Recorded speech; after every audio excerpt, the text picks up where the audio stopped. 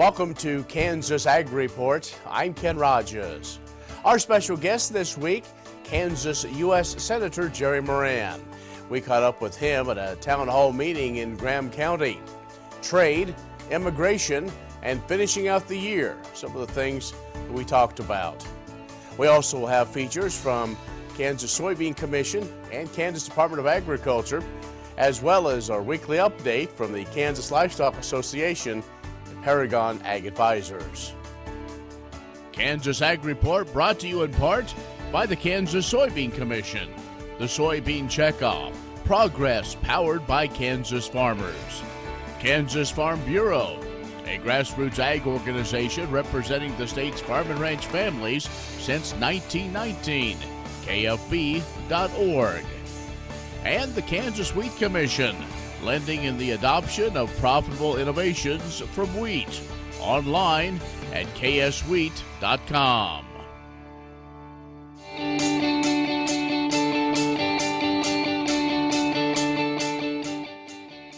In agricultural news from agview.net, a pair of Kansas State University agriculture economists have taken a look at the characteristics that make farms successful in Kansas, and many found that bigger doesn't always mean better. Greg Eibendahl and Terry Griffin reviewed 10 years of data from the Kansas Farm Management Association.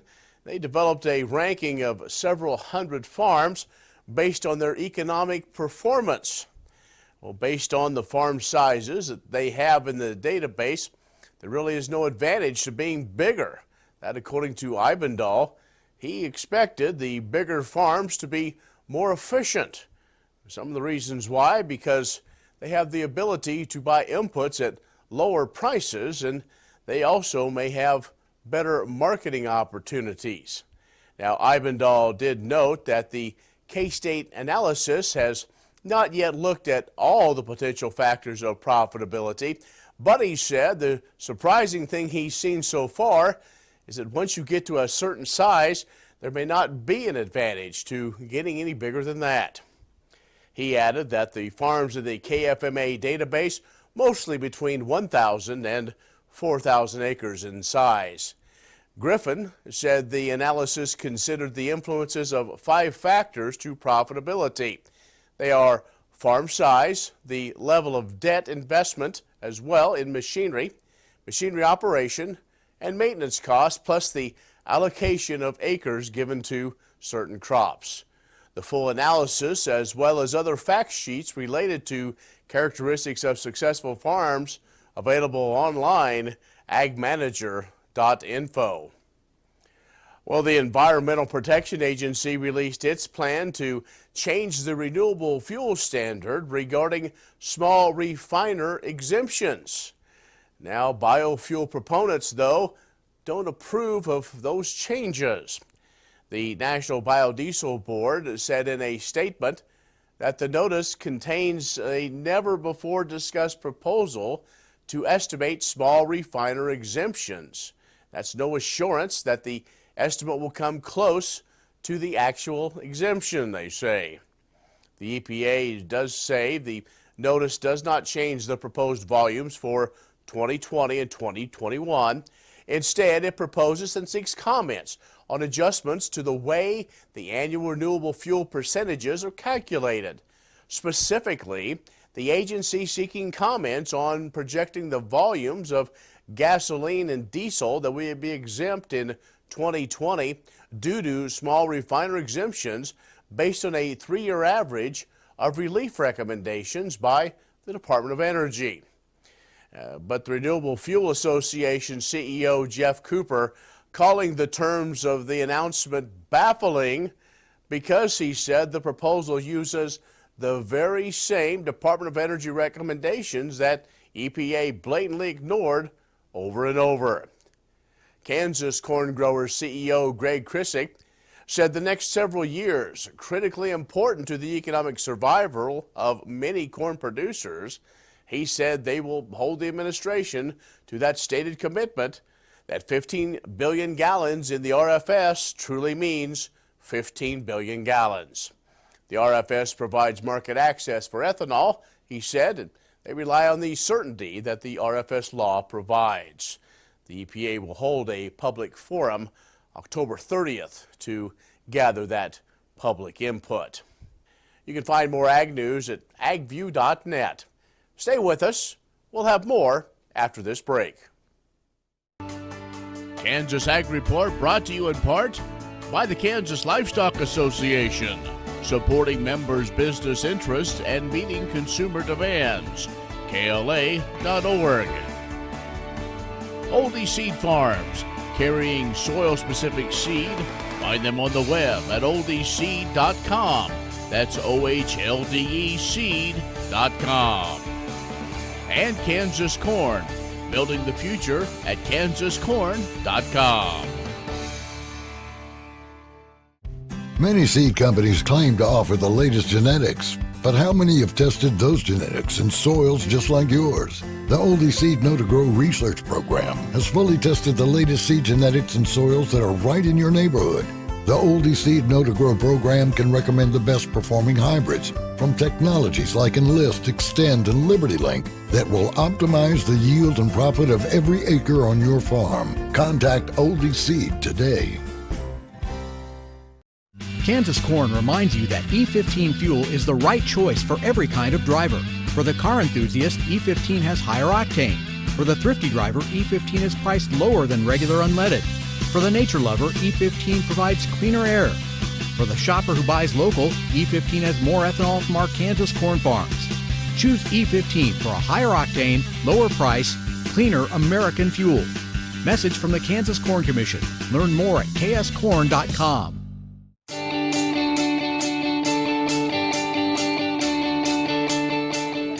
And we are in Nicodemus, historic Nicodemus in Graham County, able to catch up with U.S.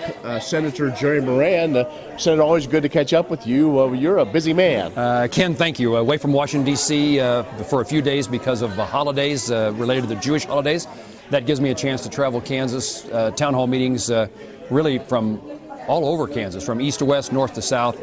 Conversations are a lot about, there's a lot to say about agriculture and a lot of difficult circumstances that farmers and ranchers are finding, and then what that means is challenges in their community. Well, with our conversation, there's a lot of things we could talk about, but let's focus on some of the ag things. I want to talk about kind of what's going on then. In our second segment, I want to talk about what you expect the rest of the year. So, okay. First, as we're taping this, we're learning more about a possible breakthrough with China. Well, that would be a great development. While we are, focused on trying to get the House of Representatives, Nancy Pelosi, to bring USMCA, the new NAFTA, to a vote. I think it would pass in the House if she did. I think it would then pass in the Senate. So that's important. We've had recent news about an agreement with Japan. That's important as well. But really the big issue is how do we get at a trade agreement with China that changes their behavior and gets American agricultural products back into the Chinese market. And we need every market we can get. On the farm income is down 50% in Kansas since 2013. How we earn a living in agriculture is what we export around the world. I hope there's something there. I worry that if there is an agreement, that how long does it take then to see the benefits? One of the situations that is somewhat helping things on the farm indirectly was the market facilitation payments. So folks are getting those, but I'm sure you're running into a lot of folks who say, give us a market instead of that type of assistance. Well, farmers in Kansas and really across the country are pretty good. They're not looking for a government check. They're generally looking for how can we earn a living in the market. And that's what they would say is, and the check, the market facilitation payment doesn't come close to resolving the lost income from lack of trade. But that is helpful, and it's in some instances it's been able to, I'm sure, save a farm. But at the moment, what I'm hearing is that the payments are, their neighbor got a payment, but they didn't. There's glitches in the system, and it's slow in coming. We do think that the typical farm bill payments are now coming out and entering the economy, helping a farmer's pocketbook. All these issues come to a head, and especially trade. When a farmer or a rancher goes to his or her banker looking for that line of credit, what's the circumstance on that farm? So these things help, but they don't solve the problem in its entirety. And I worry about not just the farmer, but the places that the farmer spends his or her money. Every rural community needs a farmer to be successful. That's what brings young families back to rural America, and it's what keeps the grocery store going and the farm implement dealership. And the sooner we can resolve our differences with China, the better America will be. Okay. We're talking with U.S. Senator Jerry Moran. We're in Graham County. Stay with us. We'll have more coming up. The Kansas Ag Report brought to you in part by Kansas Grain Sorghum. Growers working together. Learn more at ksgrainsorghum.org. Grass and Grain, online or in the mail, keeping Kansas farmers informed for over 60 years. grassandgrain.com. And agview.net, serving the Beef Belt and Western Corn Belt with reliable and relevant agriculture information. agview.net. Grain sorghum is one of the most important cereal crops worldwide, and Kansas leads the nation in its production. Over the years, sorghum has been either exported, used in animal feed domestically, or for other industrial uses. Recently, its use in the ethanol market has seen tremendous growth, with 30% of domestic sorghum typically going to ethanol production. Kansas Grain Sorghum is committed to sorghum research, market development, and education. Learn more at ksgrainsorghum.org. Agriculture information on your computer or mobile device. News and views on grains, livestock, policy, and opinions from newsmakers can be found by liking AgView on Facebook, and on Twitter, follow AgView News. A reliable and relevant source, agview.net.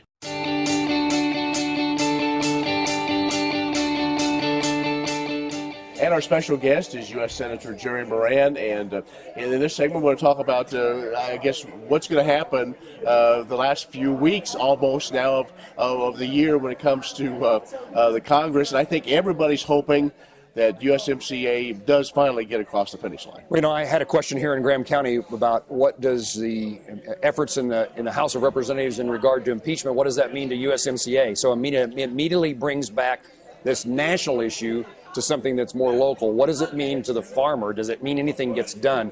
I don't know the answer to that question.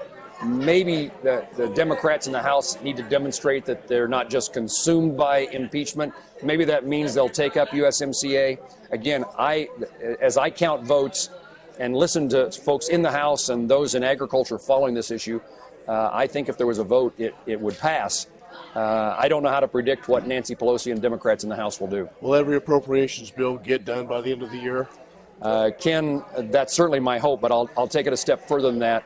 I think it's likely that most appropriation bills get done, including agriculture. That's an important one for us in agricultural research, rural development, conservation programs. So we have 12 appropriation bills. The two that are the most challenging at the moment are something called labor, health, and education, and the other one is homeland security. And the issue is the same between them. Money was shifted by Republicans from the Labor H bill to Homeland Security for better and more border security. And so that then means Democrats are opposed to both bills. But my hope is that we at least get the other 10 done. A government shutdown is not useful to anybody. I think the president, he said that. He doesn't want to shut down. Republicans and Democrats, even those who led the shutdown efforts in the past in the legislature, in the Congress, are saying we don't want to shut down. Agriculture labor is a key issue here in Kansas. Have we made any progress in trying to resolve the what seems to be a broken system when it comes to farm workers? We have a terribly broken immigration system, and certainly it affects agriculture. Here in Kansas, we know the importance of labor that comes from someplace else. Sometimes Kansans say if people just paid more money, Americans would do those jobs. I don't think we raise our kids to work in dairies or feed yards or packing plants, but we don't always raise our kids to do tough farm labor. And custom cutting, for example, is now done by people from South Africa and from Ireland. We need labor in agriculture, and what I think a problem is that most Democrats in the Senate say we're not going to vote for any immigration bill unless we solve all the problems, and that generally means an issue related to citizenship for those that are here. My view is, could we take the things we agree on, could get 60 votes on, one of them would be farm labor, and get it passed? Can we do what we can do and save the more difficult issues for later. Keep working on them. That's been our guest, U.S. Senator Jerry Moran, and we caught up with him in Graham County in historic Nicodemus. Stay with us. We'll have more coming up. The Kansas Wheat Innovation Center in Manhattan is rediscovering ways to get improved varieties and new genetics in the hands of farmers faster. Grower-led and checkoff-funded research initiatives are bringing about positive change. This grassroots leadership provides a strong voice in Topeka and Washington, D.C. Now is the time to partner with Kansas Wheat in moving wheat forward. Kansas Wheat Commission and Kansas Association of Wheat Growers. Farmers investing in their future and yours. Log on to rediscoverwheat.org. Imagine turning soybean oil, used cooking oils, and waste animal fats into fuel so amazing it drives U.S. jobs and our economy forward. Learn more about biodiesel at americasadvancedbiofuel.com.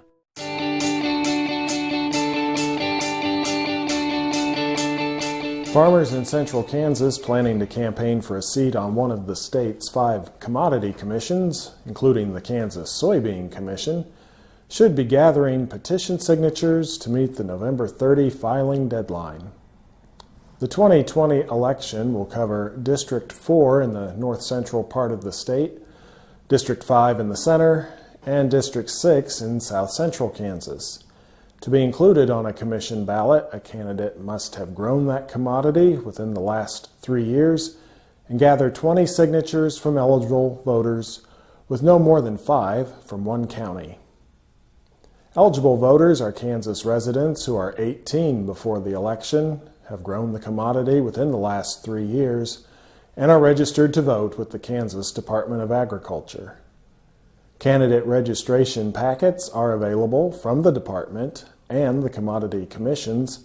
Get more information from KDA at 785-564-6700 or agriculture.ks.gov.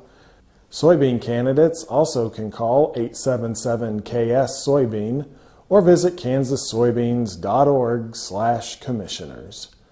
The Kansas Soybean Commission, established in 1977 and headquartered in Topeka, includes 9 volunteer farmer commissioners elected by their peers. They oversee investments of the legislated soybean checkoff assessment in projects to improve the profit opportunities for all Kansas soybean farmers. Premier Farm and Home has what you need to make your lawn the best in the neighborhood. Hi, I'm Ken. We choose Premier Farm and Home for the professional look that we do ourselves. Feel free to stop in. You can also visit our website at heycow.com. Green sorghum is one of the most important cereal crops worldwide, and Kansas leads the nation in its production. Over the years, sorghum has been either exported, used in animal feed domestically, or for other industrial uses. Recently, its use in the ethanol market has seen tremendous growth, with 30% of domestic sorghum typically going to ethanol production. Kansas Grain Sorghum is committed to sorghum research, market development, and education. Learn more at ksgrainsorghum.org.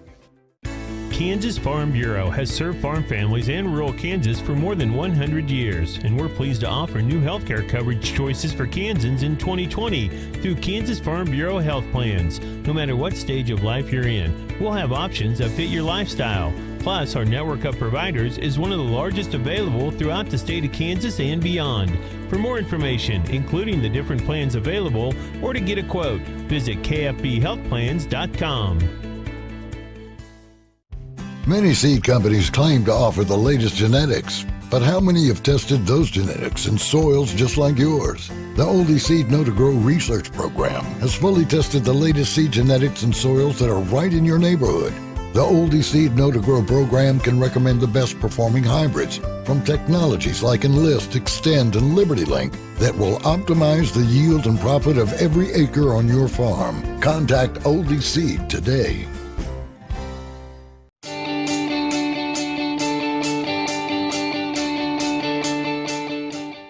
The Kansas pork industry is an important component of the Kansas economy. Kansas ranks number 10 in the nation in hog and pig inventory, and last year Kansas producers sold 3.5 million pigs.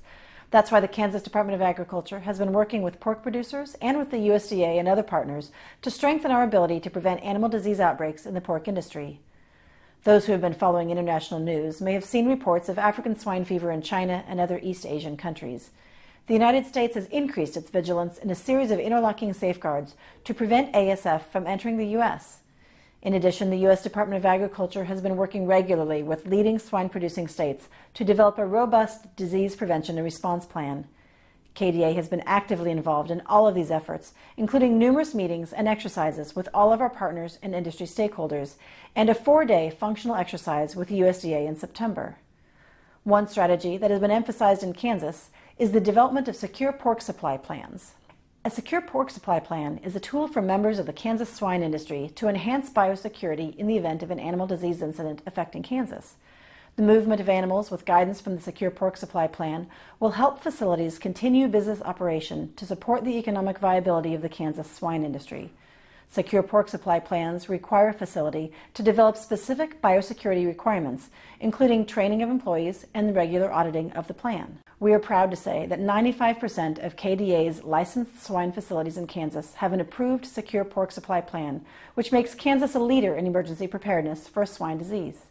To learn more about Secure Pork Supply Plans or KDA's other similar preparedness efforts for the beef and dairy industries, go to agriculture.ks.gov/securefood. Kansans have a new choice for Medicare supplement insurance plans. With Medicare supplement insurance plans from Kansas Farm Bureau, you have access to 4 levels of coverage, affordable rates, and service from an organization that's served Kansans for more than 100 years. For more information on Kansas Farm Bureau Medicare supplement plans, including rates and to apply, visit kfbhealthplans.com.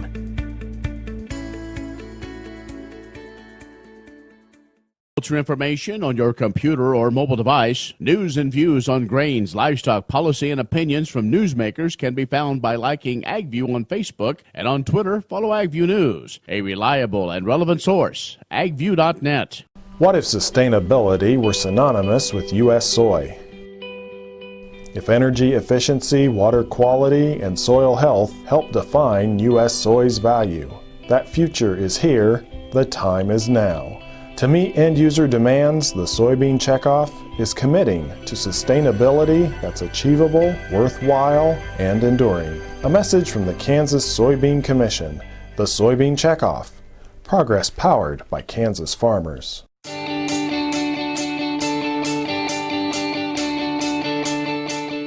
The Kansas Livestock Association, founded in 1894, is celebrating its 125th anniversary in 2019. Association members will celebrate this milestone in conjunction with the annual KLA Convention and Trade Show December 4th through the 6th in Wichita. A special video highlighting the association's accomplishments will be shown during the Wednesday evening Cattlemen's Banquet. In addition, past KLA presidents and longtime members will briefly share their memories of association history at the beginning of policy and educational meetings throughout the convention. A group of about 100 Flint Hills ranchers started KLA at a meeting in Emporia to discuss concerns about cattle theft and unreasonable railroad freight rates. From that organizational meeting, KLA has grown to 5,600 members statewide who depend on the association to advance their common business interest and enhance their ability to meet consumer demand. Key issues addressed over the years include a state indemnity for ranchers who lost animals due to foot and mouth disease in 1915, a beef boycott by Boston restaurant owners in 1928, unrealistic regulations in the trucking industry in 1978, and the first case of BSE in the U.S. in 2003. In 1986, Kansas voters approved a constitutional amendment crafted by KLA and other farm groups calling for use value appraisal on ag land and exempting farm machinery and livestock from the property tax rolls. This is considered to be the biggest tax victory in KLA's history. For more information on the upcoming KLA convention, go to www.kla.org. Kansas Corn reminds you that E15 fuel is the right choice for every kind of driver. For the car enthusiast, E15 has higher octane. For the thrifty driver, E15 is priced lower than regular unleaded. For the nature lover, E15 provides cleaner air. For the shopper who buys local, E15 has more ethanol from our Kansas corn farms. Choose E15 for a higher octane, lower price, cleaner American fuel. Message from the Kansas Corn Commission. Learn more at kscorn.com. Many seed companies claim to offer the latest genetics, but how many have tested those genetics in soils just like yours? The Oldie Seed Know to Grow research program has fully tested the latest seed genetics in soils that are right in your neighborhood. The Oldie Seed Know to Grow program can recommend the best performing hybrids from technologies like Enlist, Extend, and LibertyLink that will optimize the yield and profit of every acre on your farm. Contact Oldie Seed today.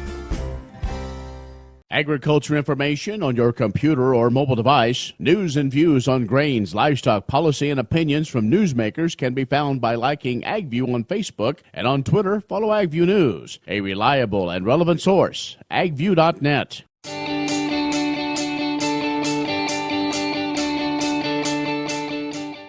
Hey guys, Colette at Paragon Ag Advisors. It seems like we talk about the same things week after week here, but markets are still trading around the same few things. Market changes this week can be attributed to the USDA, weather, and President Trump. Friday, we saw markets bombarded by all three. The USDA report wasn't overly exciting by any means, but it was just enough to get the markets moving. We headed into the weekend with a grim outlook on the big snowstorm and freezing temps coming through the Midwest. Ultimately, the freezing temperatures ended this year's growing season. From late planting to early freezing, weather has really been a factor in the markets this entire year. With that being said, it's still hard to say what pushed prices higher when you add the big phase one of a China trade deal into the mix.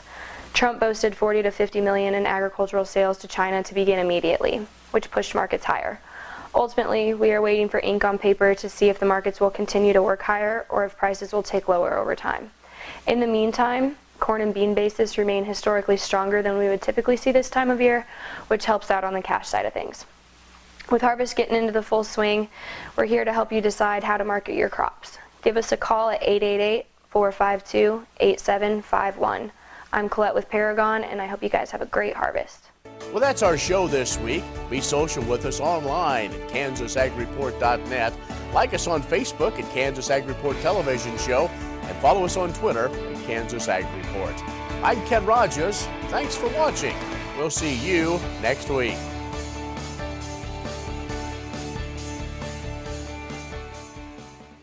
Grain sorghum is one of the most important cereal crops worldwide, and Kansas leads the nation in its production. Over the years, sorghum has been either exported, used in animal feed domestically, or for other industrial uses.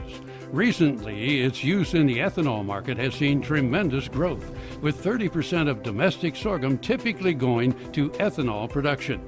Kansas Grain Sorghum is committed to sorghum research, market development, and education. Learn more at ksgrainsorghum.org. You don't have to be a farmer or rancher to become a Kansas Farm Bureau member. Anyone can join. As a member, you'll get discounts on things like hotels and entertainment, health and wellness services, cell phone plans, and more. You'll also strengthen the lives of your fellow Kansans and help build strong, prosperous communities through agriculture advocacy and education. Join us today. Visit kfb.org/join to learn more.